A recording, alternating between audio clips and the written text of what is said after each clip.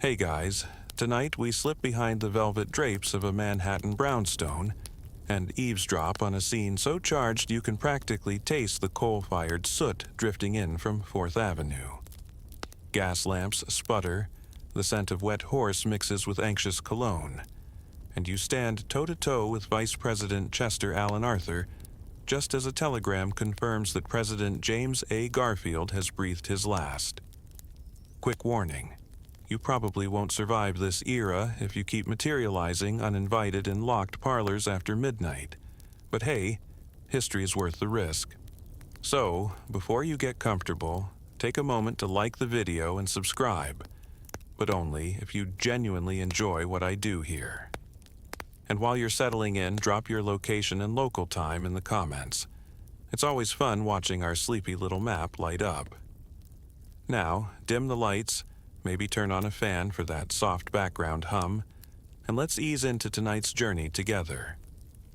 The hush that follows the telegram is the kind that makes pocket watches tick louder. Judge John R. Brady arrives next, rain dripping from his top hat, carrying a neighbor's family Bible because no one thought to fetch the official one. Arthur's eyes, glassy from hours of pacing, flick your way for the briefest heartbeat, though, of course, he can't see you. His palm trembles when Brady lifts the book. You steady the cracked leather under his glove and feel a shock of static, as if the presidency itself is checking your credentials. Mainstream fact incoming.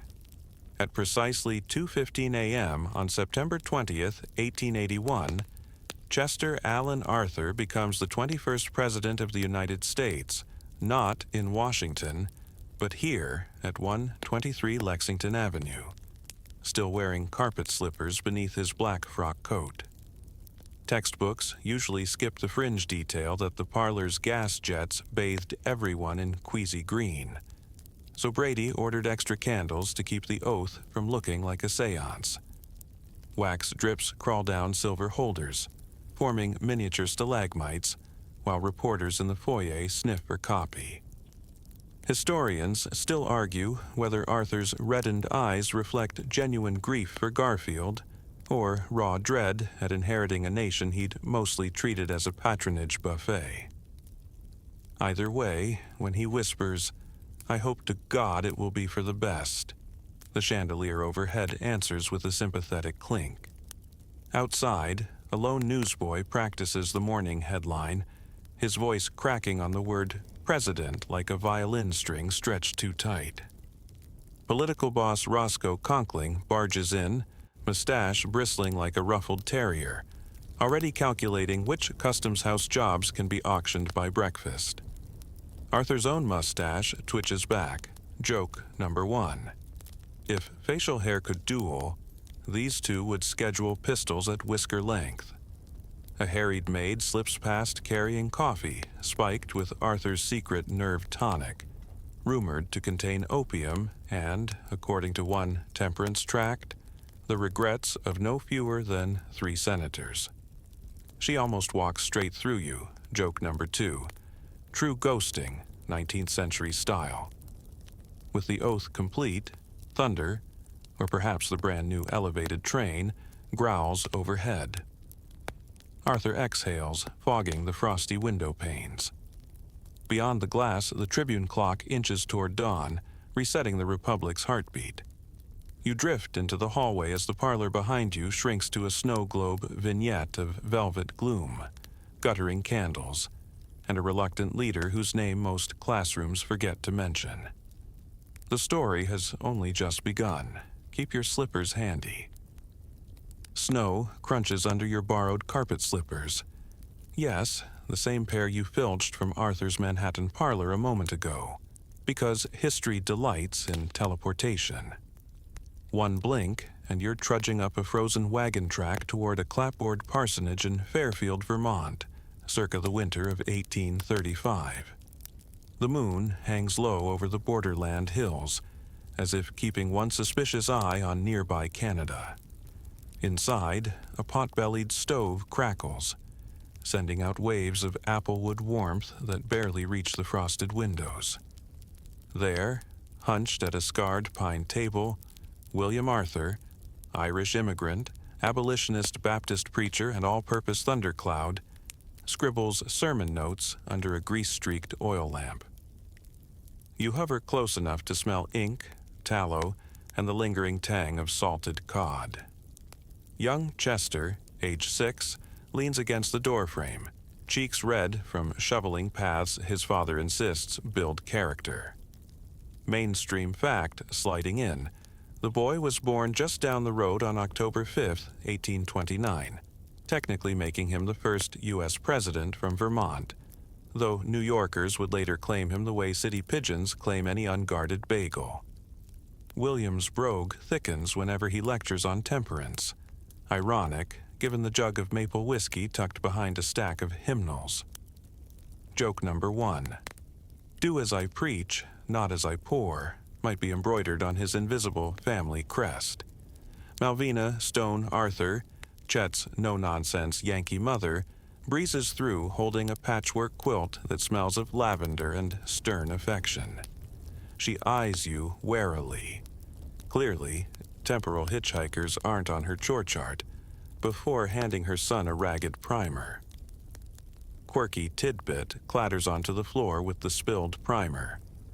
Pressed between pages is a crude handbill advertising William's side hustle, selling miracle potatoes, purported to cure both cholera and shyness.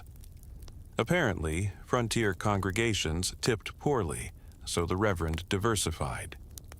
Historians still argue whether this was harmless entrepreneurship or low-grade quackery that embarrassed young Chet into overachieving. Either way, the miracle potatoes taste suspiciously like, well, potatoes. You step outside with Chester to fetch more wood. Wind rattles skeletal maple branches, producing a sound like pennies in a preacher's collection plate. Empty, but hopeful. The boy points north beyond a twilight tree line, explaining that the border is only a day's walk away. Here comes that fringe intrigue. Decades later, political enemies will circulate rumors that Arthur was secretly born in Quebec, not Vermont, making him constitutionally ineligible for the presidency. He will respond by politely torching incriminating family correspondence. Joke number 2. The 19th century version of accidentally dropping your phone in the toilet.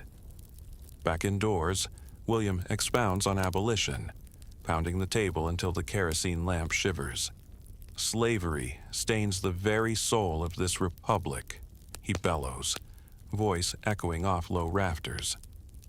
Chester absorbs every syllable, even as he flinches at each thud.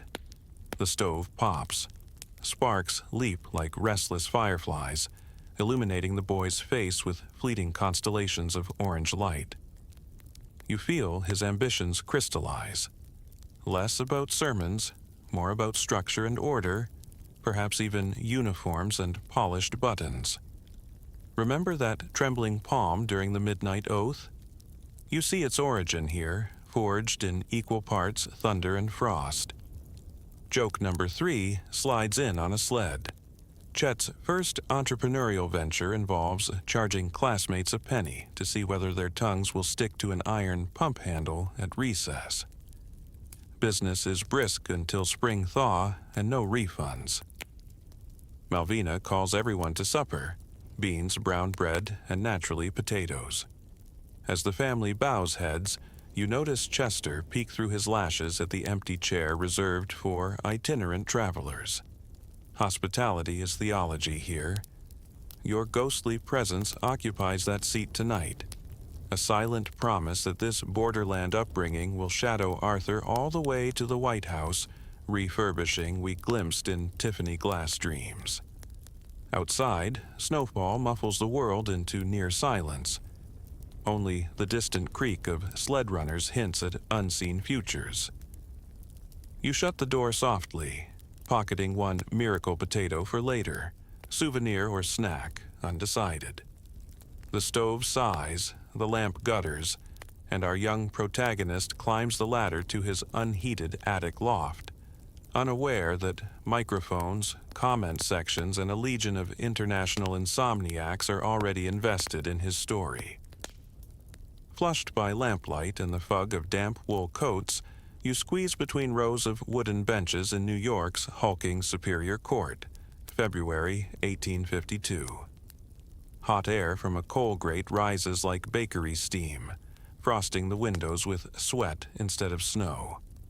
At council table stands Chester Allen Arthur, now a tall, dapper 22-year-old whose waistcoat shouts peacock greens against the era's funereal blacks. You catch a whiff of bergamot pomade. Apparently, the miracle potato paid dividends. On trial is the fate of 8 enslaved women and children, the Lemons, who arrived by steamer from Virginia en route to Texas. Under New York's 1841 personal liberty law, the moment their feet touched Manhattan docks, they were free, assuming someone had the stamina to argue it. Arthur and mentor Erastus Culper volunteer, parchment crinkling under their gloved knuckles. Mainstream fact, their eventual victory, upheld by the state's highest court, infuriates the South and pushes one more domino towards civil war. The clerk drones names. You slide behind Arthur, reading notes scrawled in unhurried loops. Quirky tidbit, he doodles tiny trains along the margin, labeling each Fairfield flyer, as if daydreaming a Northern Railway empire. Maybe he's fantasizing a quicker escape from Vermont winters, or from public speaking jitters. Joke number 1. Today's courtroom lacks microphones. So, if you crave a podcast voiceover, you'll need to lean hard into those doodles. He rises. The gallery hushes, save for a bored stenographer clicking a telegraph key to keep rhythm. Joke number 2. Early ASMR. Arthur's cadence is slow, but knife clean, each syllable slicing the musty air. No man may carry human chattel through our harbor and expect the law to look away. You sense hearts thud beneath corsets. Somewhere, a quill snaps. Historians still argue whether Arthur's zeal burns from abolitionist conviction, remember his father's table-thumping sermons, or from the sweet aroma of newspaper ink and political capital. After all, New York's anti-slavery circles love a handsome young lawyer swinging liberty like a lantern. His future critics will hint that he insisted on only token fees, ensuring the case paid him more in headlines than in dollars. Yet, as you lean closer, you see genuine fury flash behind his gray eyes when opposing counsel describes the women as property. For a beat, the courtroom temperature drops, as though the coal grate feels shame. Outside, crowds cluster beneath gas lamps, devouring extra editions. Arthur's triumph screams one broadside you'll later find lining a fishmonger's stall. Joke number 3. Nothing says immortality like wrapping tomorrow's haddock. Still, the decision stands, and the Lemon family walks free, a quiet procession slipping into New York's swelling free black populace. Their names melt from public memory, but tonight you glimpse them exhaling into cold twilight, astonished at the taste of legal oxygen. Back indoors, Arthur gathers his papers, ignores the congratulatory slap from a Tammany operative fishing for favors, and instead pockets his train doodles. He steps onto the street where horse-drawn omnibuses jangle. The city smells of wet newsprint, roasted chestnuts, and ambition. Moonlight glints on fresh cobblestones. He avoids the puddles like a man whose learned mud can follow you all the way to Washington wardrobes. Your slippers crunch glass from a tipped lantern, minor riot contained, and you remember that snowy night in Fairfield. Same stubborn spine, new battlefield. The victory will linger in his resume, resurfacing decades later, when critics hiss that President Arthur once wore abolitionist armor, yet later defended the patronage status quo. Contradictions twine like ivy around his future White House, but here, in this moment, You watch him square his shoulders, coattails flapping like banners on a ship newly launched. He strides south toward Chambers Street, vanishing into rising steam from a manhole, New York's impromptu fog machine. The echo of courthouse applause fades, replaced by the clop of hooves and a distant street organ tune wobbling on winter air. You tuck in beside him, invisible companion, as the next chapter unwinds beyond the glow of those freedom-touched lamps. Rain slaps canvas tents like impatient drummers as you slog through ankle-deep muck at Albany's sprawling supply depot, April 1862. The Civil War has detonated every account book in the Union, and Quartermaster General Chester Alan Arthur, now addressed as General, though he's never faced live fire, wades past pyramids of haversacks toward a barn redolent of wet leather and boiling coffee. Mainstream fact: Governor Edwin D. Morgan appointed Arthur to outfit New York's 120,000 volunteers, spending more wartime dollars than any other state except Pennsylvania. That's a mountain of boots, bullets, and bureaucrats. Inside, lanterns dangle from rafters, their flames bowing to each draft. Crates thump onto scales.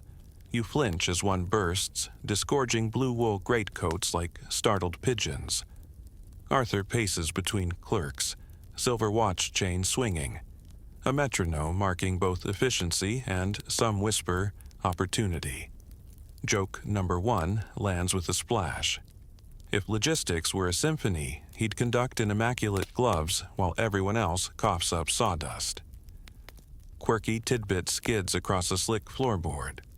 Arthur insists every regimental baker include maple sugar and hardtack rations. Vermont pride weaponized as morale. Soldiers nickname the biscuits Chet bricks. Delicious, but dense enough to stop a mini ball. You tap one and feel your ghostly wrist tingle. Somewhere, a drummer boy uses the same snack as a snare muffler. Meanwhile, rumors bloom faster than camp fever. Contractors boast that the quartermaster's office approves invoices with more zeros than a sleepy math class. Historians still argue whether Arthur padded those bills or merely failed to swat grafting middlemen. Supporters quote his meticulous ledgers. Detractors smirk that his waistline wasn't the only thing expanding. Joke number 2. The tailor sewing his ever larger uniforms must have taken hazard pay. Arthur halts at a row of Springfield rifles, running a gloved finger along the barrels until it squeaks. He orders extra oil. Soldiers should wrestle rebels, not rust, he mutters in bass tones that vibrate your ribs. The clerk nods, scribbling on a damp slate already fuzzed with chalk smears. Outside, a locomotive whistle keens. Another trainload of raw recruits rattles into Albany, faces pale beneath fresh kepis. You remember that courthouse steam from the lemon case, and realize Arthur's life is a series of boiling rooms. He leads you onto a makeshift loading platform. Rain has eased into mist, wreathing stacks of ammunition like stage smoke. Speed is honor, he tells a lieutenant, then flinches at distant cannon practice. For someone dubbed General, he seems relieved his battlefield is arithmetic, not artillery. Joke number 3. The closest he comes to infantry action is dodging paper cuts from 4-ply requisition forms.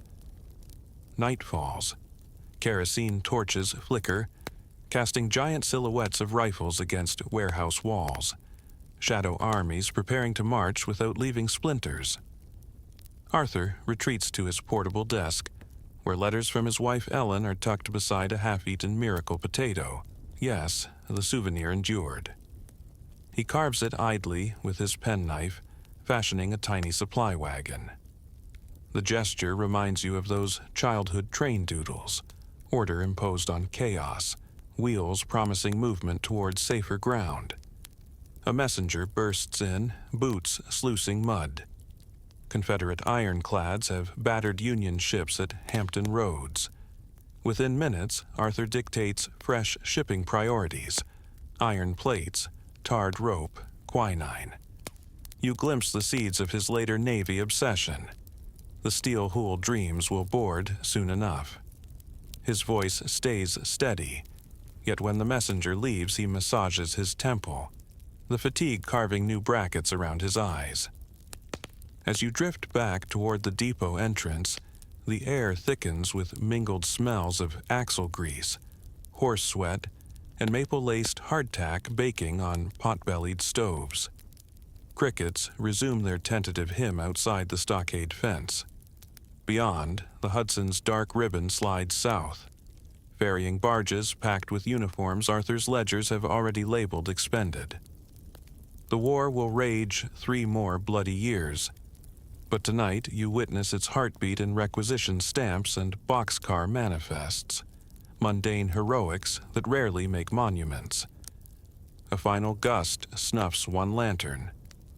Darkness folds over stacked crates like a wool blanket. The quartermaster's silhouette lingers for a breath, then disappears among ledger-lit shadows, orchestrating a war he'll fight with numbers instead of bullets.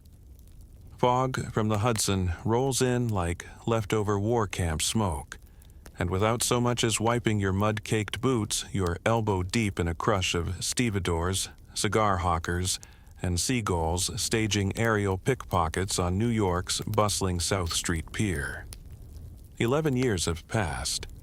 Your time travel migraine keeps the receipts, and General Arthur now sports silk lapels and a waistline that would frighten a cavalry horse.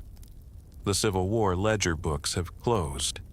A new inventory hums in crates of French lace, Havana sugar, and enough opium bricks to put a brass band to sleep. Mainstream fact first. In 1871, President Ulysses S. Grant, nudged hard by Senator Roscoe Conkling, appoints Chester Alan Arthur collector of the Port of New York, the single most lucrative federal job in America. Nearly 2/3 of all tariffs flow through these docks, and for every dollar the Treasury collects, a whisper-thin slice becomes political pixie dust funneling back to the Republican machine. Your shoes stick to a tar-splattered plank as Arthur strides past, coat gleaming midnight blue, ironic since his new office will open closer to noon. Inside the granite custom house near Bowling Green, marble corridors echo with staccato boot heels. Quirky tidbit skitters across polished floors. Arthur orders fresh-cut flowers delivered daily, so his waiting room smells less like salty hemp rope, more like a Saratoga conservatory.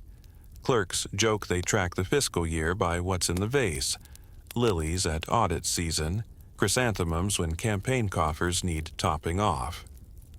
Joke number 1. Legend claims he once rejected an entire shipment of tulips because their color clashed with his waistcoat du jour. You hover by his mahogany desk, a battleship of drawers, where stamped manifests pile up like snowdrifts back in Vermont. A miracle potato, now lacquered bronze, serves as a paperweight. Apparently, nostalgia and ego can share a single shelf. He flicks quill to parchment, approving appointments at a pace that would make Santa envy the list. Each deputy pays a voluntary percentage of salary into party coffers, widely known, rarely spoken. Historians still argue whether Arthur sees this as civic tradition or cushy kickback. Supporters call it organizational genius. Critics brand it daylight larceny with nicer wallpaper. Outside, the clamor of rope winches creates a syncopated pulse. Arthur watches through a mullioned window, fingers drumming to the dockside beat while tallying which loyalists deserve promotion. Joke number 2 floats in on a gull screech. If you need career advice, try gifting the collector a box of maple sugar hardtack. Nostalgia season is year-round when flavored with syrup and flattery. Yet, efficiency matters.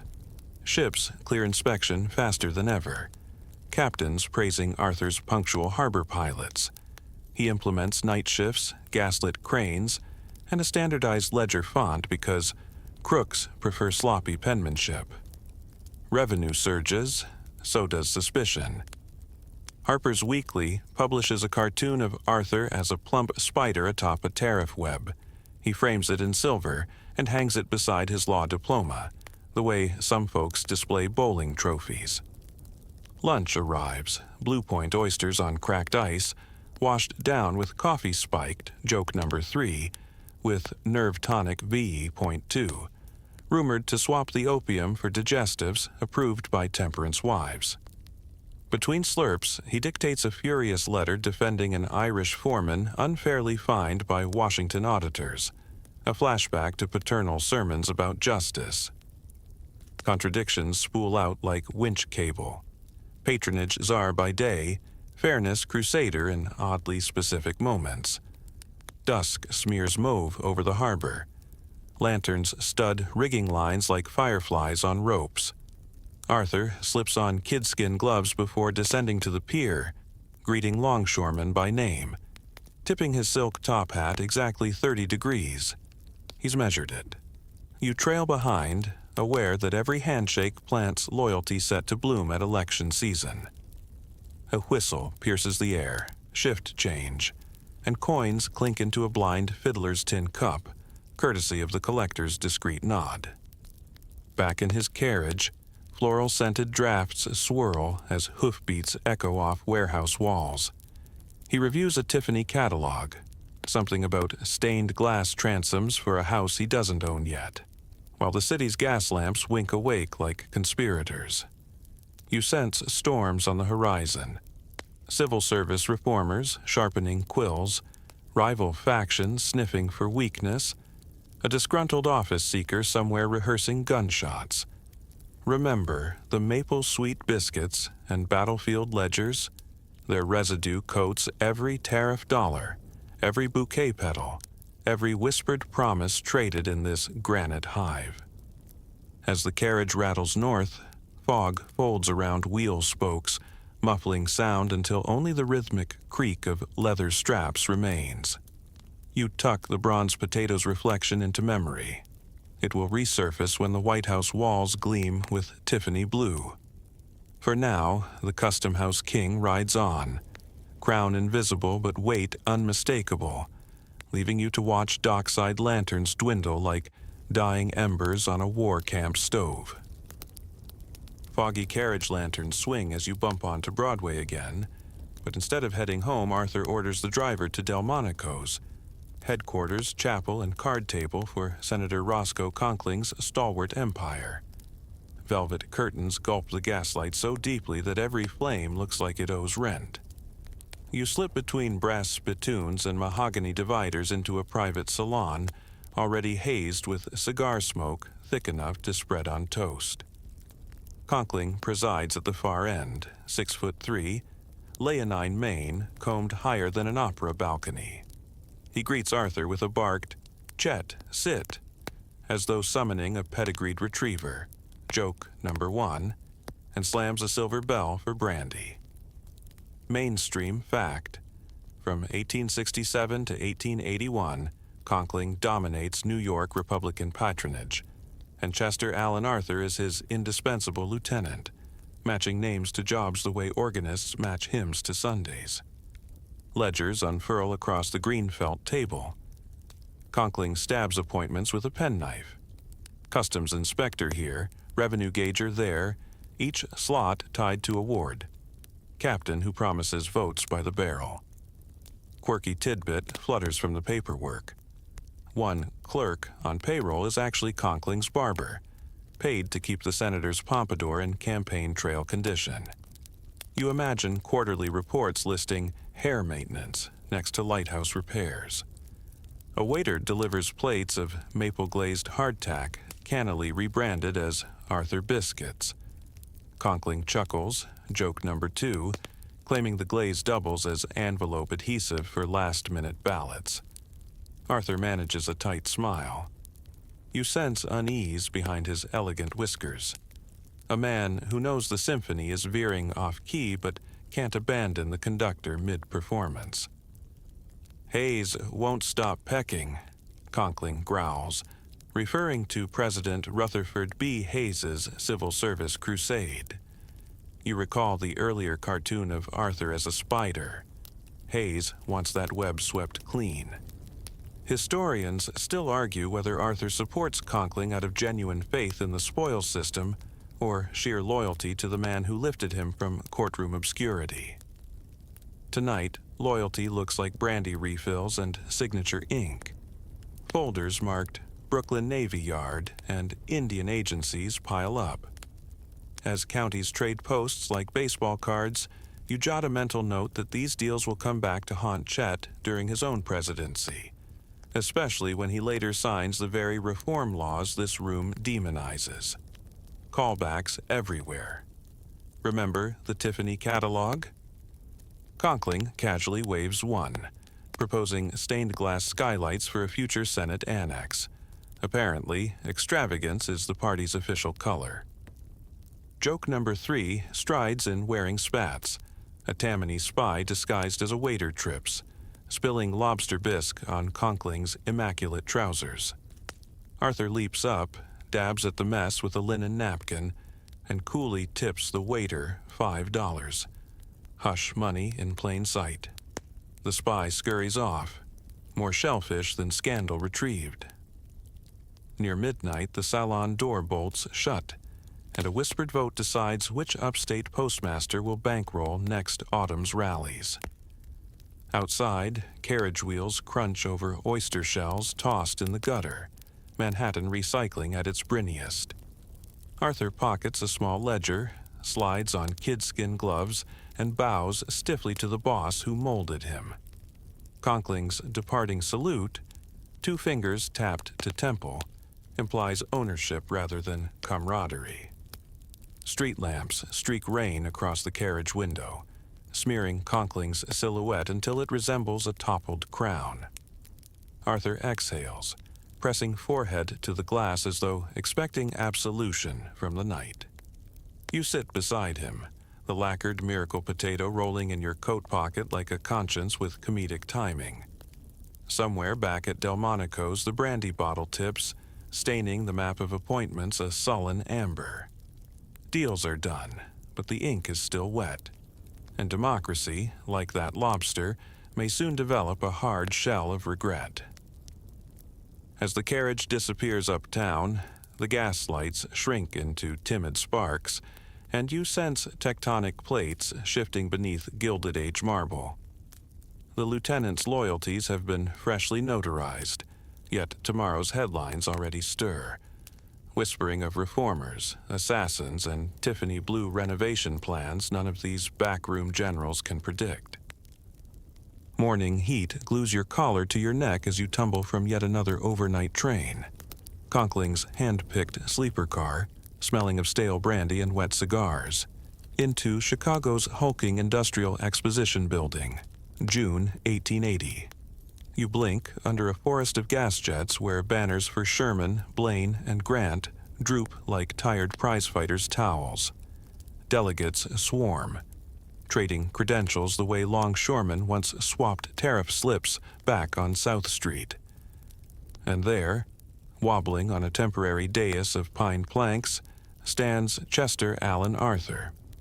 Elegant, bewildered, as if someone replaced his morning coffee with seltzer and static. Mainstream fact first. After 36 deadlocked ballots, the Republican National Convention stampedes to dark horse James A. Garfield for president. Seconds later, in a gesture equal parts olive branch and booby trap, Conkling's stalwarts roar, "Arthur, Arthur for vice president," betting that no one outside New York's patronage web will mind. You feel the floorboards shudder as thousands of paper fans flap in feverish rhythm. This is electoral improvisation performed at earthquake volume. Quirky tidbit tumbles past your boots. Someone in the Ohio delegation releases a cage of carrier pigeons loaded with miniature campaign ribbons. Half fly straight into the rafters. The other half relieve themselves on unsuspecting reporters. Joke number 1. Instant press leaks, 19th century edition. Arthur wipes a white splash from his lapel, then delivers what looks disturbingly like a practiced half-bow. Did he expect this? The mustache twitches, but offers no subtitles. Conkling elbows forward, voice booming, "Accept, accept." Yet Arthur hesitates, cheeks blanching to Vermont January pale. Historians still argue whether that pause hides honest humility or quick mental calculus. Take the bait, mend fences with reformers, maybe parlay a powerless seat into future clout, especially if Garfield stumbles. You can almost hear the miracle potato rattling in his conscience. Clerks scribble furiously while a brass band massacres "Hail Columbia." Joke number 2 drops with the cymbal crash. One trombonist is so hoarse from shouting slogans he only pretends to play, puffing cheeks like a disgruntled goldfish. Meanwhile, Arthur's name ripples across the hall, echoing off iron girders until it sounds vaguely mythic. Arthur, a thunder deity of customs receipts. He steps forward and, in a voice just loud enough to hush the poultry-scented chaos, says, "Gentlemen, I accept." 10 words, including the formality of thanks, and history's trajectory veers like a trolley on greased rails.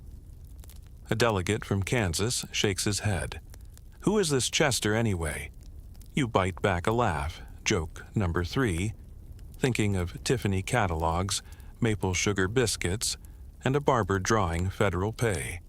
To most of America, Arthur is as unknown as the secret sauce on Delmonico's lobster. But you've ridden his timeline long enough to know obscurity and opportunity often bunk together. Night squeezes through skylights, turning gas jets into little suns. Garfield, still dazed by his own nomination, wanders over to congratulate his surprise running mate. The two exchange awkward pleasantries about rail tariffs and Ohio rainfall, each privately tallying the other's liabilities like nervous shopkeepers comparing ledgers. In that brief handshake, you sense the delicate weld of a partnership destined to bear impossible weight. Backstage, Conkling slaps Arthur's shoulder hard enough to rattle cufflinks. "We keep the machine humming," he growls. But Arthur only nods, gaze drifting toward the convention hall where reform banners already flutter alongside spoils flags. Remember the fog-smeared carriage window? Same reflective stare, new battlefield. A newspaperman jots description. A gentleman of leisure drawn suddenly into burden. He omits the whisper that Arthur's burden might become Garfield's backup plan. You trail Arthur out a side door into warm Lake Michigan air. Fireflies stitch lazy constellations above the rail yards. Distant locomotive whistles mimic applause fading down a tunnel. Arthur inhales, removes gloves, and flexes fingers that have signed so many patronage slips they almost form calluses shaped like dollar signs. Tonight, they trace circles in humidity, sketching possibilities. Victory dinners, Senate gavel echoes, or maybe, just maybe, another midnight oath in a parlor lit green by gas jets. For the moment, though, he boards a hackney carriage alone, hat brim tipped low to dodge lantern glare. As wheels crunch cinders, you perch beside him in the gloom, clutching a fresh campaign ribbon damp with pigeon panic. The convention hall recedes, its brass echoes swallowed by cicada song, and you realize the next act of our insomniac pageant rides this rattling carriage toward a future equal parts triumph, tragedy, and Tiffany blue overhaul. Sultry July air presses the White House corridors like a damp quilt as you pace beside Vice President Arthur. Shoes clicking to a nervous tempo that makes even the ceiling fans sound judgmental. Just days ago, July 2nd, 1881, President Garfield was shot at the Baltimore and Potomac Depot, and now Washington floats in a fever dream of hushed telegrams and clacking hooves. Every fern wilts. Even the marble busts seem to perspire. Mainstream fact drips from the hallway gas sconces. 2 .44 caliber slugs rest somewhere near Garfield's spine, and doctors debate whether fish-hooked fingers or brand-new metal detectors will find them first. Across the corridor, Arthur's mustache twitches each time an orderly slams a door, as if expecting a surgeon to emerge waving a president-shaped vacancy sign. You trail him toward the Navy Department, remembering those steel hull fantasies, but today his boots steer aimlessly, tracing loops of worry into the encaustic tiles. Quirky tidbit: Arthur secretly commissions an express ice shipment from Maine to cool Garfield's sick room. 10 tons arrive by rail, packed in sawdust and maple bark. Unfortunately, most melts during an unplanned debate about who pays the freight, leaving a puddle large enough for a duck to moonwalk, joke number 1.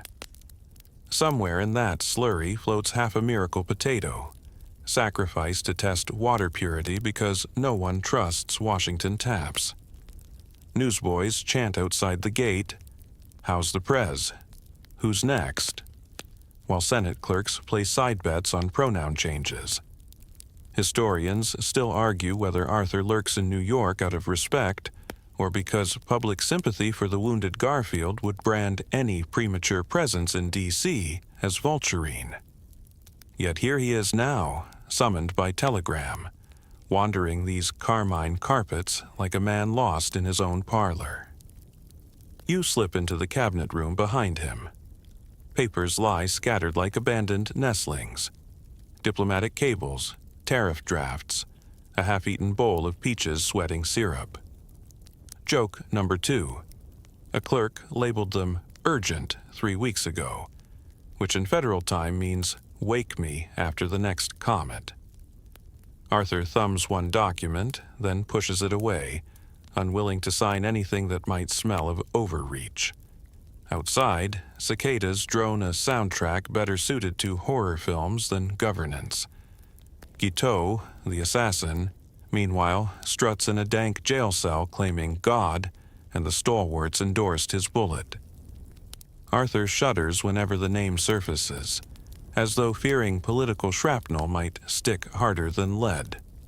Reporters speculate, loudly, that the vice president is tainted, a Custom House spider poised to reclaim its web.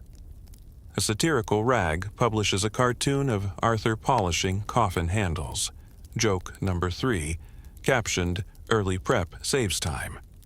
He orders 2 copies, stuffs them deep in a valise already lined with embroidered handkerchiefs. Who knew gallows humor folds neatly between monograms? Nights find you pacing the corridor outside Garfield's sick room in the Executive Mansion Annex. Surgeons re-enter hourly, coats painted in iodine.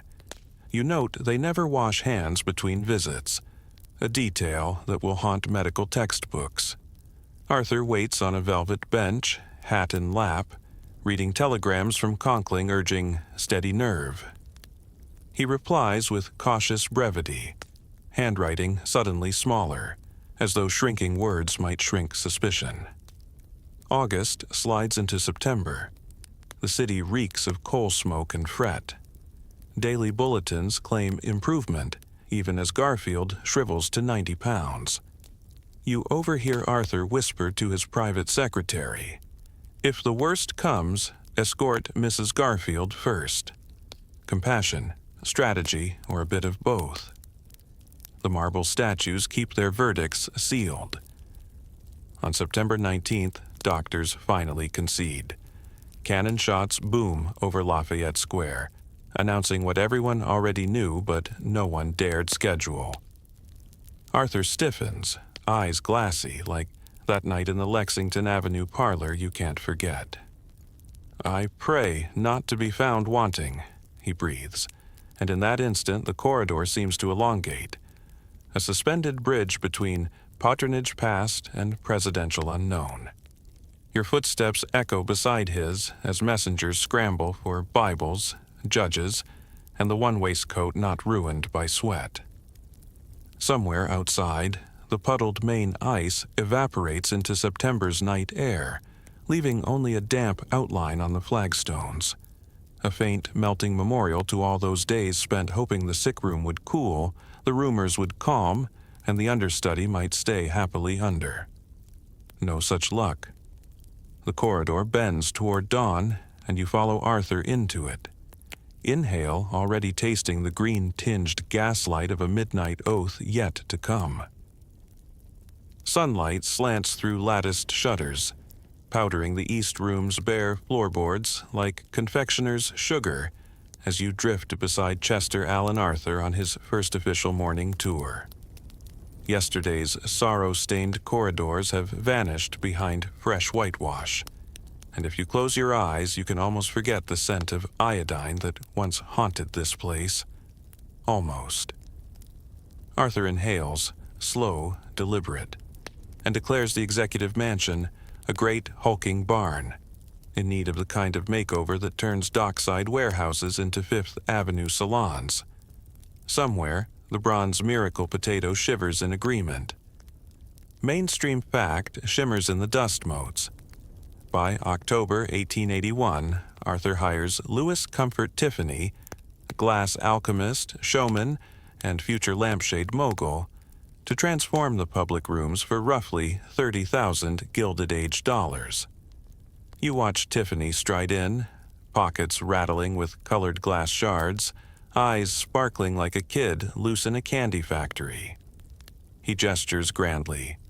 Iridescent peacock panels here, Moorish fretwork there, and a giant amber screen to catch every glint of afternoon sun. The plan reads less government residence and more opera set on permanent loan. Arthur nods, mustache tilted in what you now recognize as his let's spend angle. Quirky tidbit flutters down with a paint-spattered drop cloth. Before work begins, Arthur orders 24 wagon loads of accumulated rubbish, including threadbare sofas, cracked china, and rumor says a forgotten stovepipe hat likely worn by Lincoln, hauled into the White House lawn and sold at public auction. One lucky tourist buys a moth-eaten settee for $3, brags it's haunted by patriotism, and later flips it for $50, joke number 1, furniture flipping, Oval Office edition. Carpenters swarm, ripping out faded wallpaper that smells of coal soot and cabinet anxiety. You dodge a flying roll stamped with the initials AJ, a trace of Andrew Johnson, and recall Arthur's promise not to be found wanting. Here, wanting clearly means drafty parlors and dim corridors. Historians still argue whether this lavish glow-up was mere vanity or a strategic bid to reset the nation's bruised psyche after assassination trauma. Either way, Tiffany's sketches sparkle like fresh tonic on a sweltering day. Downstairs, the butler unveils sample carpets thick enough to swallow small dogs. Arthur tests one with a polished boot heel, then greenlights a pattern so busy it could double as a census map. Joke number 2. Future presidents will trip over these swirls while chasing escaped toddlers and rogue reporters. Meanwhile, Tiffany fusses with color swatches. We need something that says confidence yet whispers mahogany martini. Your eyes cross at the palette of sage, marigold, and scandal-worthy lilac, but Arthur merely hums approval. Month by month, the mansion morphs. Gas chandeliers become jeweled constellations. Mirrors multiply like polite paparazzi. Secret Service agents complain the new amber screen throws prismatic ghosts onto their papers. Arthur quips the spirits are only auditing their penmanship. You stroll behind him into the newly reborn East Room, now glowing warm honey and flickering candlelight. A space so sumptuous, even Abigail Adams's ghost might trade her laundry line for a chaise longue. Remember those custom house flowers? Here they cascade in silver urns, scenting the air with lilies, and faintly, tariffs passed. Joke number 3 tiptoes in during the inaugural soiree. A senator's monocle cracks when he discovers the imported punch bowl is big enough to baptize twins. Arthur laughs, then privately instructs the steward to water down the brandy. Lesson learned from Conkling's lobster bisque trousers. Yet amid guilt and giggles, real governance stirs. Cabinet secretaries find that meetings held beneath Tiffany's kaleidoscope glass run shorter. Maybe it's hard to filibuster when your face reflects in 30 shifting colors. On quieter evenings, Arthur wanders alone, fingertips grazing new velvet drapes. He pauses at a west-facing window, catching the faint whistle of a freight train, call back to the supply depots, the courtroom steam, the Chicago stampede. The makeover hasn't erased those echoes. It refracts them, turning soot into stained glass, patronage ink into shimmering amber. You stand beside him, watching gaslight pool on parquet floors, and wonder whether marble and mosaics can truly armor a presidency against factional knives and failing kidneys. Time and more sections will tell. Outside, night settles soft as upholstery batting. The amber screen glows like a captive sunset, guiding late staffers down hallways once haunted by sorrow and sawdust. Within its warmth, Arthur's silhouette looms briefly. Neither spider nor saint, but curator of a national parlor ready for its next unpredictable guest. You glide through a crisp January dawn toward the Capitol, carriage wheels hissing on frozen slush, while President Arthur studies a parchment thick enough to paddle a canoe. The bill's title, An Act to Regulate and Improve the Civil Service, looks almost shy beside the swirling Tiffany blue monogram stamped in the corner.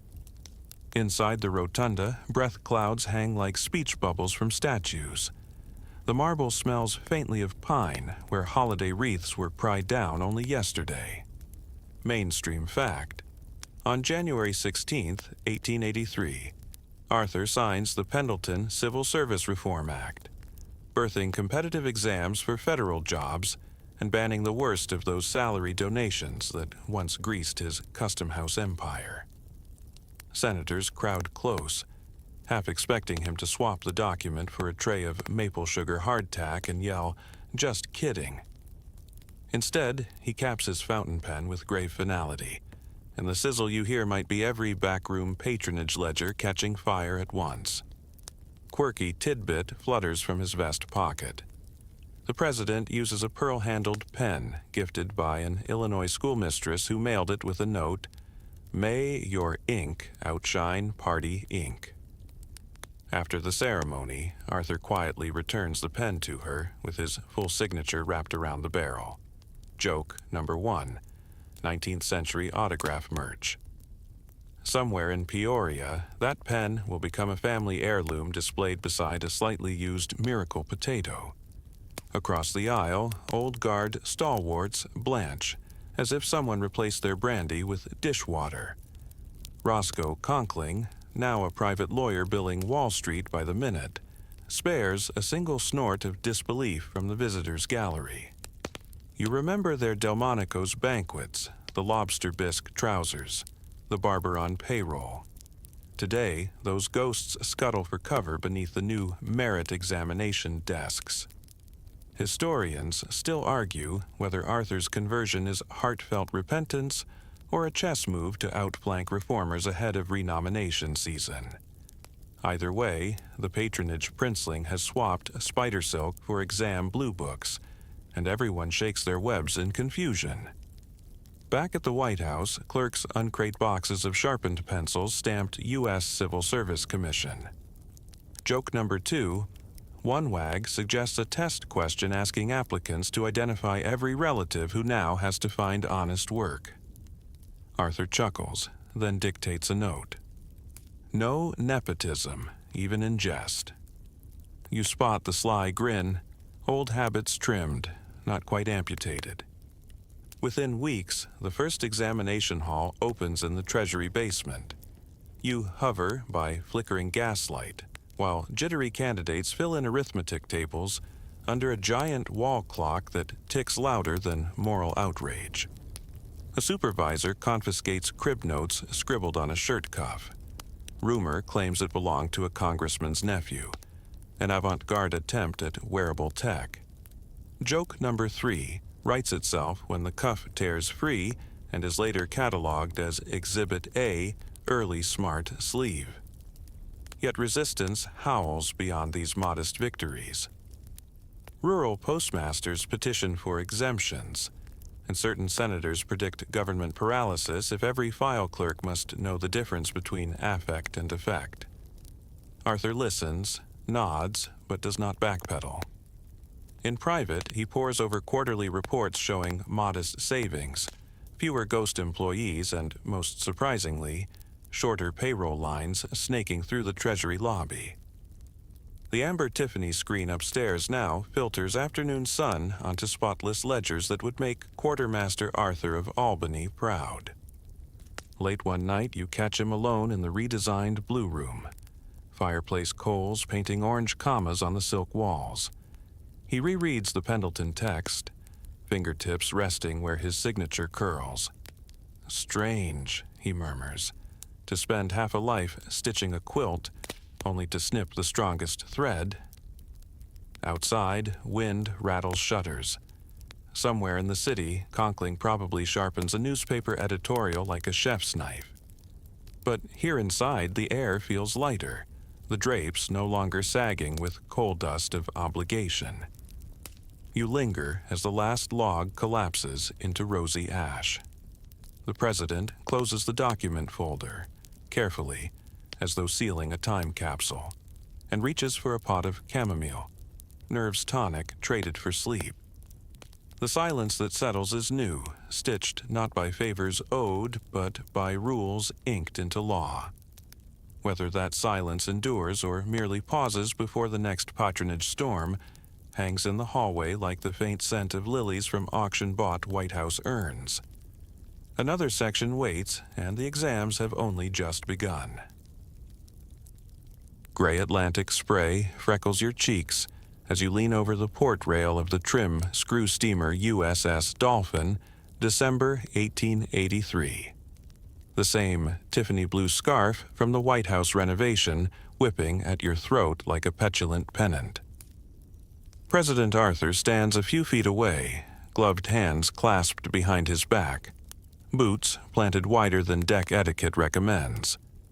The salty wind teases his mustache into interrogation marks, perhaps asking whether this sleek test ship can truly drag an aging republic out of its wooden-hulled daydreams.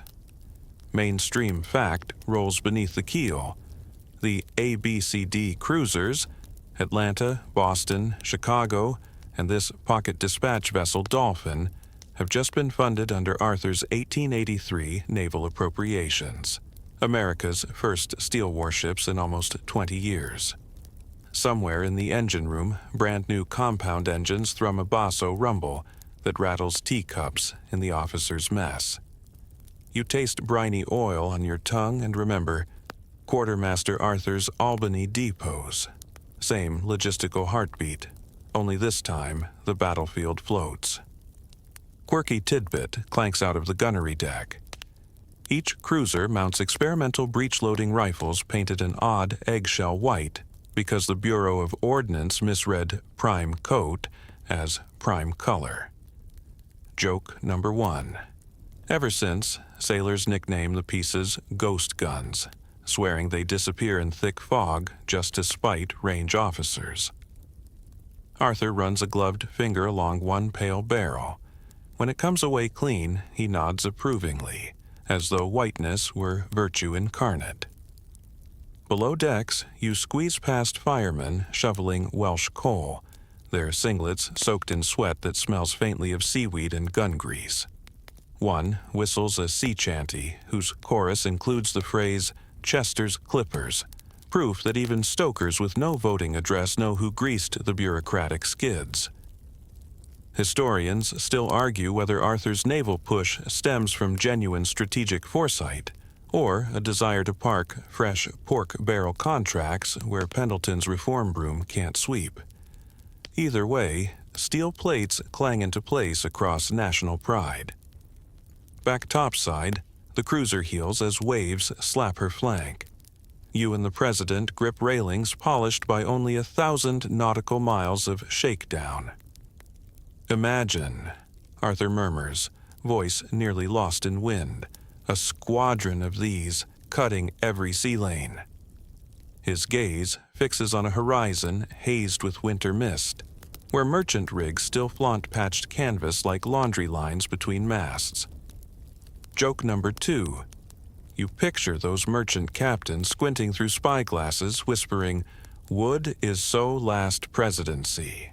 A junior officer hands Arthur a gunnery report. Accuracy at 1,200 yards exceeds even British benchmarks. The president's eyebrows climb, part pride, part calculation. He pockets the parchment next to that pearl-handled pen, perhaps drafting mental talking points for Congress. Strong ships equal strong tariffs collected abroad. Remember those? The circle of his career tightens like a well-tied bowline. Lunch in the wardroom involves corned beef and, of course, maple sugar biscuits resurrected from quartermaster lore. You dunk one in Navy coffee, nearly cracking a molar. Joke number 3. But a lieutenant claims the dense texture counteracts seasickness by pinning the stomach to the spine. You'll take his word. Arthur, meanwhile, eats sparingly. Physician Bright's warnings about kidney fatigue ringing beneath the din of clinking mess gear. Yet his eyes gleam every time the hull shivers with engine thrust, like a train set finally escaping basement tracks for open terrain. The ship tacks back toward Brooklyn Navy Yard, smokestack trailing a charcoal plume that scribbles itself against a pewter sky. Dock cranes loom, giant steel spiders echoing that old Harper's cartoon, but now Arthur controls the webbed cables, not the other way around. You recall the Pendleton pens and wonder if merit exams will soon reach these rivet gangs. Already, rumors circulate about standardized tests on boiler maintenance. Progress can taste metallic, sometimes literally. As Dolphin noses into her berth, a brass band wheezes, "Columbia, the gem of the ocean." Crowds cheer from the quay, though a few isolationist pamphleteers wave placards reading, "Bread, not battleships." Their slogans drown under the booming salute from the shore battery Arthur personally insisted be fired, more echo than threat, but echo carries. He tips his top hat precisely 30 degrees, a callback to the docks of yesteryear, and you notice the brim now sports a tiny tarnished streak. Salt crystals, perhaps, or the first faint stain of impending opposition budgets. Gangplank clatters down. Dignitaries swarm. Arthur descends slowly, cane tapping rhythm like a metronome guiding national rearmament. Somewhere behind him, a deckhand buffs the ghost gun with chalk powder, chasing perfect whiteness. You turn to watch the cruiser settle, steel plates creaking contentedly, and feel the future nudge America's shoreline. The presidency that began in midnight gloom now throws sparks across open water. Whether illumination or tinderbox, only the next swell will decide. Moonlight puddles on slick cobblestones as you hitch an invisible ride atop Chester Arthur's midnight brougham, wheels clattering through Washington's residential grid like restless dice. The driver obeys strict instructions. Never the same route twice, always a gentle pace, and absolutely no chatter. Inside, the president reclines against burgundy cushions, cloak collar turned up to hide the gray blossom spreading at his temples. A crystal flask gleams in his gloved hand. One more draught of milk punch, a bourbon-laced elixir laced still further with laudable amounts of laudanum. Joke number 1. The label claims invigorates without consequence. An asterisk might direct you to the afterlife. Mainstream fact rides shotgun. By early 1884, Arthur's personal physician, Dr. Robert K. Stone, has quietly confirmed Bright's disease, chronic nephritis, which will extinguish him in scarcely 2 years. Publicly, no one dares name the ailment. Newspapers merely note intermittent fatigue. Privately, another doctor, William W. Keene, coaxes the president onto a low-protein regimen. Goodbye oysters. Rockefeller, hello reluctant oatmeal. Arthur cheats by soaking toast in nerve tonic, convinced alcohol evaporates calories. Your carriage pulls up before an unmarked townhouse on K Street, where Dr. George Hammond, a specialist in renal mysteries, keeps late office hours. Quirky tidbit. Hammond treats patients in an oriental reading nook, all silk bolsters and caged songbirds imported from Java. One night, a curious canary escapes, perches on Arthur's shoulder, and immediately deflates the mood with a two-note squeak resembling tax cuts. The president almost smiles before pain cross-stitches his brow. He unbuttons a cuff for pulse reading. Hammond's stethoscope slides beneath the waistcoat of Savile Row broadcloth, tailored half a size larger each season to disguise swelling. You peer closer. Skin beneath the shirt glows parchment thin, mapped with bluish veins like railroad spur lines on a cluttered timetable. Historians still argue whether Arthur's frenetic travel schedule, Maine resorts, Florida steamers, even Yellowstone geysers, stems from medical advice to seek pure air or from political strategy to camouflage declining vigor behind ribbon-cutting photo ops. Whatever the motive, the late-night carriage ritual remains a secret known only to doctors, coachmen, and now you, our insomniac stowaway.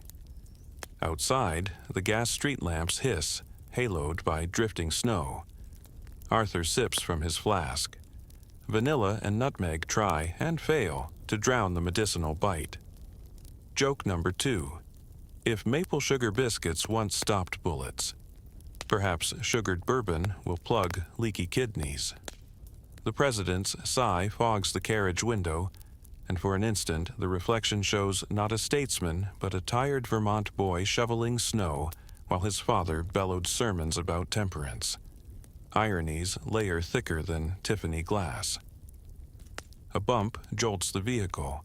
Amber liquid sloshes onto Arthur's velvet trousers. He mutters a mild oath, pulls a monogrammed cloth from his pocket, and dabs the stain with fussy precision. Old custom house habits endure. You notice the cloth's embroidery, tiny anchors flanking the initials CAA, a quiet nod to those steel cruisers he launched. Even shrinking kidneys can't shrink maritime ambition. Joke number 3 cruises past in the form of a passing hackney whose driver shouts, "Evening, your odorous excellency." A dig at rumors that uremic perspiration perfumes the presidential entourage. Arthur pretends not to hear, but his hand tightens around the flask until knuckles pale. Pride may weigh more than any disease. Back at the White House carriage gate, a footman helps Arthur descend. You hear the muffled clink of bottle against cane. In the dim glow of the lantern, his face briefly loses its cultivated rouge, revealing pouches under the eyes as dusky as spent tea leaves. He pauses, just for you, it seems, and stares up at the amber Tiffany screen glowing like a late-night lighthouse. "Still beautiful," he whispers, unsure whether he means the glass or the Republic. Inside, a steward disposes of the empty flask, replacing it with warm barley water.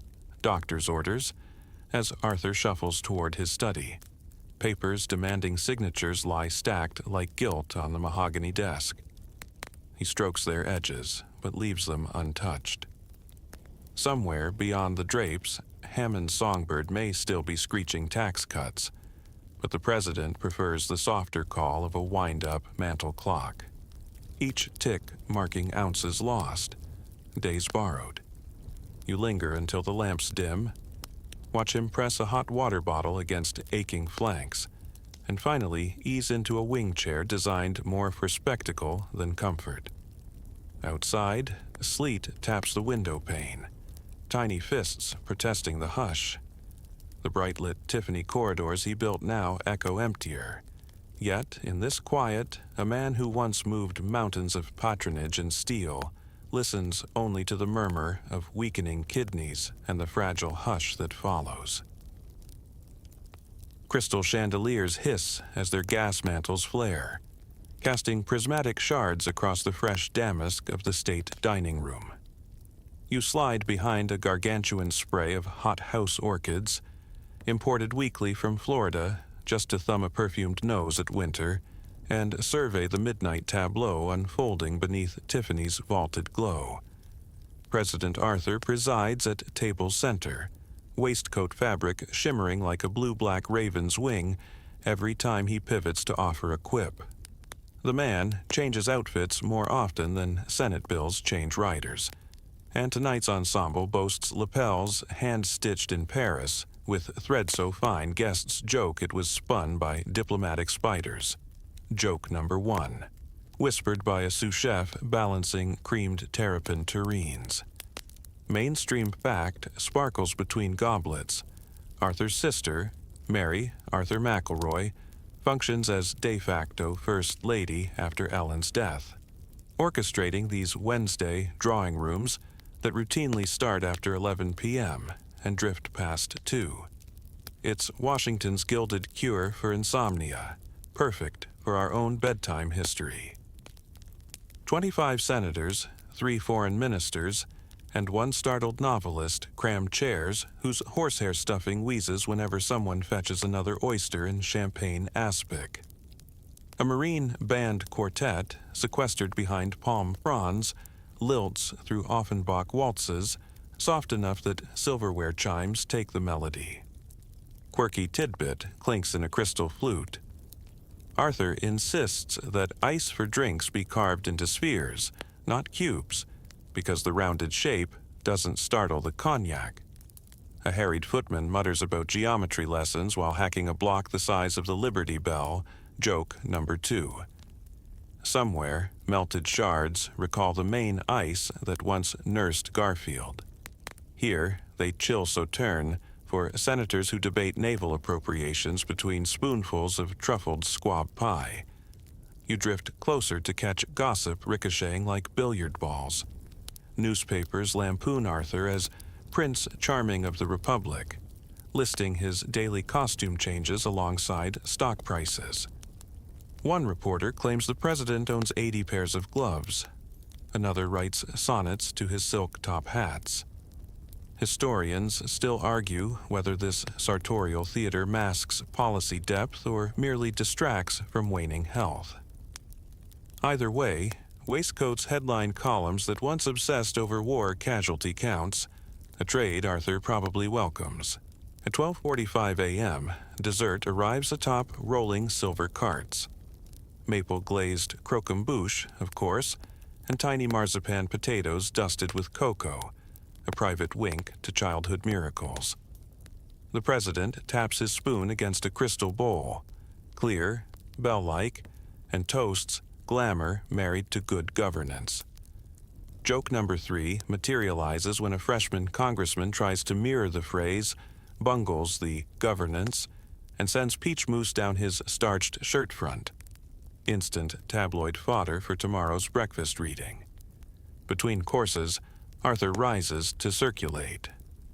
You tail him through eddies of cigar smoke and heliotrope perfume, noting how guests part like well-trained mariners acknowledging their flagship. He pauses beside the British minister to discuss steel hulls, then drifts toward a Western Railroad baron whose pocket watch ticks louder than the Marine quartet. Conversation careens from Pendleton exams to opera costumes, from tariff schedules to Parisian tailors who can hide a kidney corset without creasing the silk. All the while, Arthur's smile holds, effortless to onlookers, but you spy the subtle wince whenever he shifts weight from one polished shoe to the other. Bright's disease never received an invitation, yet it skulks here anyway, the only guest unfiltered by Tiffany. Around 2 a.m., Mary signals discreet retreat. Servants dim sconces until amber haze softens every edge. Guests drift toward cloakrooms, clutching favors. hand-painted menu cards featuring dolphins leaping over White House rooftops. They'll fetch tidy sums at Georgetown curiosity shops within the decade. Outside, sleet clicks against gas lamp glass, mimicking the subdued applause of a city both dazzled and gently scandalized. Arthur lingers alone at the now cleared table, finger tracing condensation rings where chilled claret once stood. You settle beside him. He exhales, and the faint hiss of his silk waistcoat resembles a tired sigh from the mansion itself. The glamour has done its evening's work. Senators charmed, rumors redirected, headlines ready. Yet, as candelabra flames dwindle, you glimpse the man blinking away exhaustion, wondering if tomorrow's custom waistcoat can be tailored to hold courage alongside failing organs. A steward enters to douse the last lamp. Orchids sag, their brief reign over. In near darkness, Arthur straightens his lapels one final time. A tiny armor adjustment, then turns toward marble corridors still echoing waltz fragments and muffled laughter. The Tiffany screen gleams faintly ahead, a nightlight guiding him past a lingering fragrance of truffled squab toward quieter chambers where protocol sleeps, but kidneys do not. Late spring sun slants across velvet drapes in the White House library. Dust motes circling like lazy campaign balloons as you settle into the armchair opposite President Arthur. Telegrams litter the Persian carpet, ribbons of type clacking in from Chicago, where the 1884 Republican National Convention unspools without him. A silver ice bucket sits untouched. Kidney-friendly barley water sweats in a crystal decanter but tastes, you suspect, like regret diluted with oatmeal. Mainstream fact hovers in black ink. After 4 tense ballots, the convention stamps toward James G. Blaine for president and John Logan for vice president, leaving Arthur's name to fade like carriage tracks in summer dust. Outside, a sparrow thumps the window, mistaking the Tiffany amber glow for dawn. Joke number 1. Even birds can't tell whether the Gilded Age is sunrise or sunset. Arthur flicks another telegram open. Supporters report gray silk badges bearing his portrait now lie discarded in hall aisles, trampled by delegates chasing Blaine's folksy magnetism. Quirky tidbit, those badges were scented, lightly, with Vermont maple to evoke the sweet, steady qualities of their man. By week's end, souvenir hunters will boil them down for pancake syrup. You imagine some future flea market vendor hawking original presidential ode to breakfast. Across the room, Secretary of the Treasury Charles Folger clears his throat and offers political autopsy notes. Stalwart warhorses are tired. Reformers lukewarm. Kidney whispers too loud. Arthur waves him silent, gaze drifting to the mirror where his waistcoat sits a shade looser than last month. Taylor's mercy to swelling torso. Historians still argue whether he genuinely sought renomination or played Hamlet, floating a candidacy he secretly hoped would be walked off the stage before curtain call. Whatever the truth, bosses have frozen him out like that bucket of barley water. A stray convention correspondent barges in, smelling of railway soot and enthusiasm. He babbles headlines. Blaine blasts reform. Then asks how the president feels about returning to private splendor. Arthur's mustache arches. You can almost hear the barber with federal pension gasp across time. Joke number 2. Asking a sitting president for his retirement plans is like asking a locomotive for its favorite pasture. The correspondent departs, notebook singed by a single glacial stare. Mary McElroy enters with a plate of delicate almond biscuits. No maple glaze this time, doctor's orders. Arthur takes one, crumbles it slowly, watching crumbs tumble like miniature sand timers. "I've had distinction enough," he murmurs, voice soft as the Tiffany screen's evening glow. Yet his fingers twitch toward a fresh telegram. Ambition's muscle memory dies last. You lean in as he dictates a courteous concession to the convention chairman, wishing Blaine success for the nation's sake. Each word lands with the clink of bone china set too firmly on a sideboard.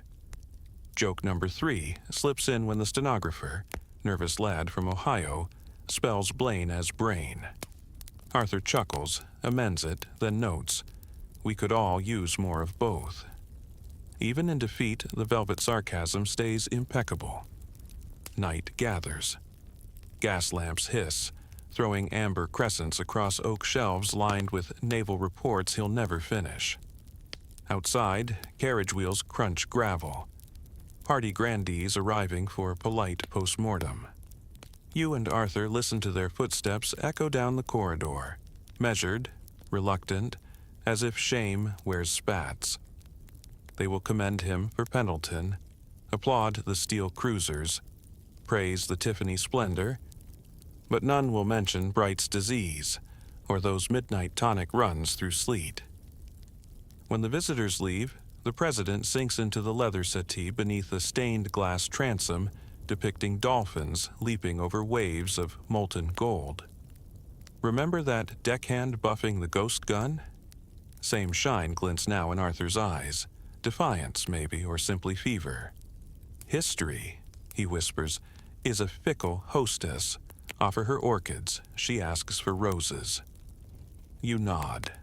Ghost companion to a fading host, aware that by next March these rooms will echo Blaine's lobbying or Grover Cleveland's reforms, and Arthur's name will recede like a tide leaving sea glass behind.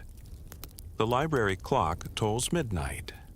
With steady care, Arthur folds each telegram, ties them with blue ribbon, and hands the bundle to you, an impossible gesture you accept anyway, feeling the phantom weight of typed disappointments.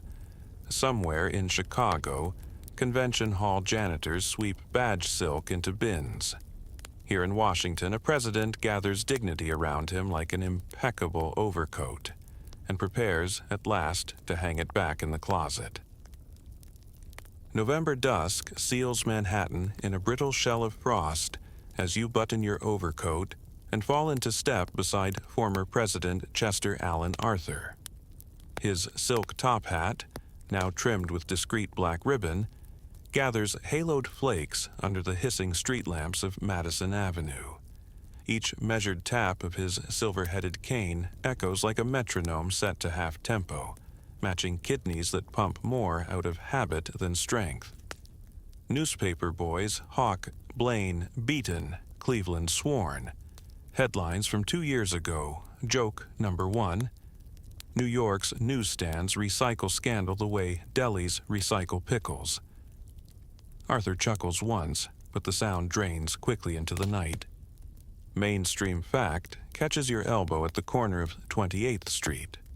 Arthur has sold his Vermont farm, declined all corporate directorships, and returned to his brownstone at 123 Lexington Avenue, the very parlor where the accidental oath began. He calls it closing the ledger on the same page. Yet you notice he steers south first, detouring past Madison Square Garden's unfinished skeleton. Quirky tidbit glints from his waistcoat pocket. A pearl match safe engraved with a tiny cruiser silhouette. When friends tease him about carrying naval brass on dry land, he answers, "Steel floats on memory, not water." Then coughs into a lace handkerchief scented faintly of maple.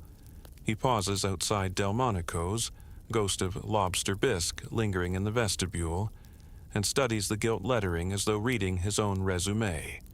Historians still argue whether he's replaying Conkling's cigar-smoked orders or simply craving a dinner his kidneys forbid.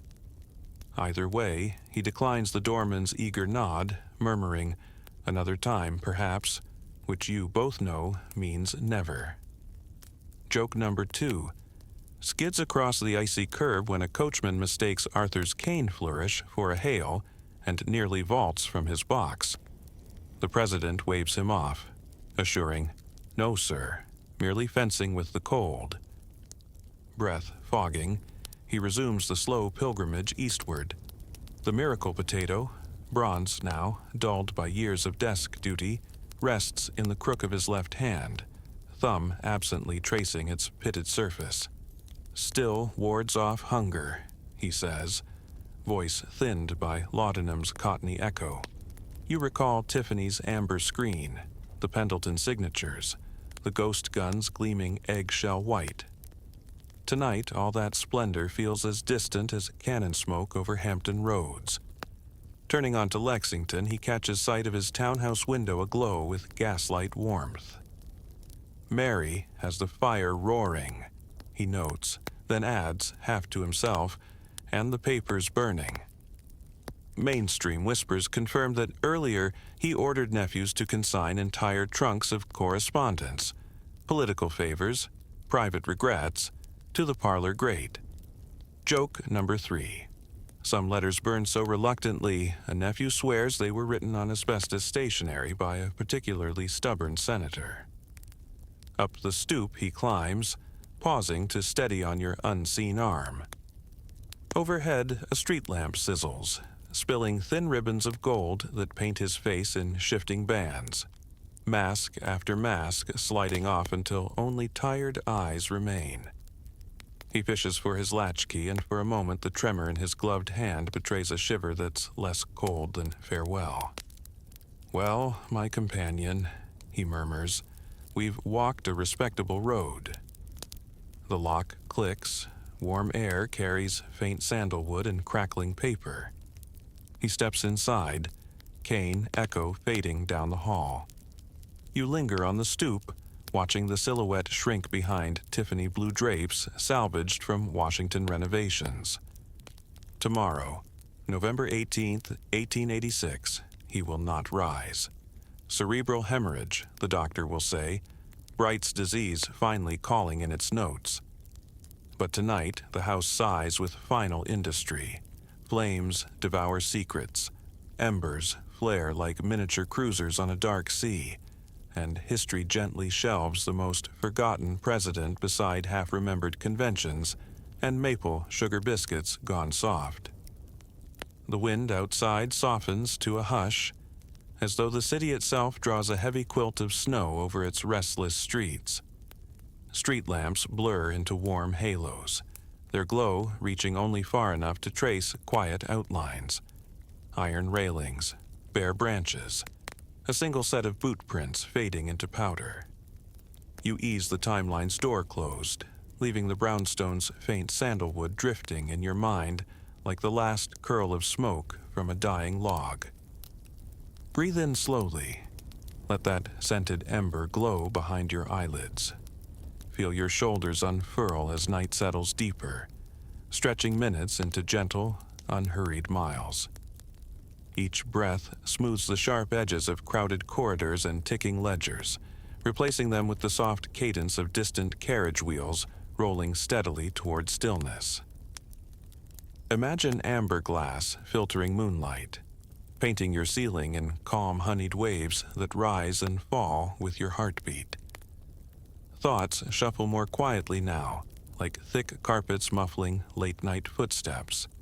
The hush invites small, pleasant details to linger, murmured jokes swirling like light snow, the cool assurance of a silver-headed cane, tapping a sure path home, the comforting weight of an old bronze keepsake warming in your palm.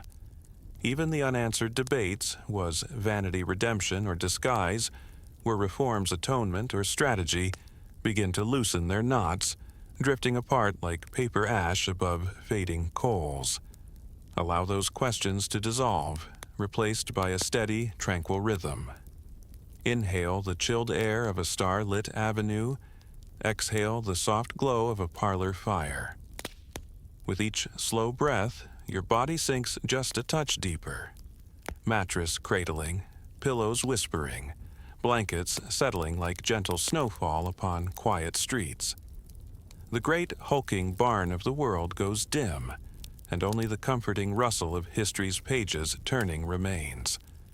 Rest there, wrapped in amber hush and flickering hearthlight, and let sleep tiptoe in, smooth and silent, ready to carry you across calm seas until morning beckons. And now, immerse yourself in ambient music, relax, and have a good sleep.